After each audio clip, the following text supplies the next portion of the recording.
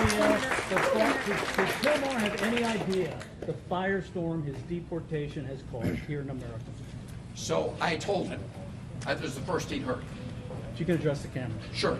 The first he heard is that after I told him that his family was fighting for him, I told him everybody else that was fighting for him, including his union members, but also people from across Maryland, in fact, across the country, who recognize that depriving Kilmar of his constitutional rights is a threat to everybody who resides in America. He had not heard that. I believe that gave him additional strength. Senator, what did Abrego Garcia say that the officials in El Salvador told him about why he was sent to that prison and how long he would be there? They haven't told him anything about why he was sent. Or how long he would be there? They didn't tell him anything about that. Have you And been do you to have In fact, I asked the vice president exactly that question. You know, why is he here? Is he violating any laws in El Salvador? Do you have any proof that he's committed a crime? No. Why is he here? Because the Trump administration is paying us to keep him here. Did he send in word from other migrants that were also there, that were also deported to that prison? Did what? Did he say what he had heard from others who were also deported to that prison? He did not know about what was happening in the outside world. Did you have any sense of how? Let me just say, at CCOT, I want to be really clear. At CCOT, they don't let any of the prisoners have access to the outside world.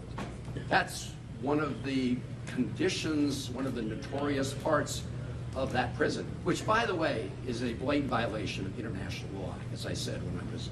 Senator, you're the first person that can see a person that was in Secot and that left Secot even for a few minutes. What did he say about how it is being there? Because he's the first prisoner from Secot that was outside, ever. Oh, I think I said, I mean, he said what he said was that it was his best guess that most of the cells were packed with about 100 people.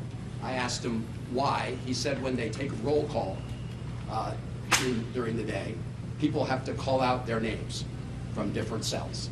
As I said, in his cell, I believe there were about 25 people until he was moved. But as I said, while he wasn't fearful of the other prisoners in his own cell, he was fearful about the taunts that he received from other prisoners in CCOT. Senator, can you walk us through? So what do you think you've achieved with this trip, and what's next in terms of getting him actually released and sent back to the United States? Well, the first thing was to accomplish what his mother and family were really desperate to learn, which is that he's alive. I hadn't heard a thing about him.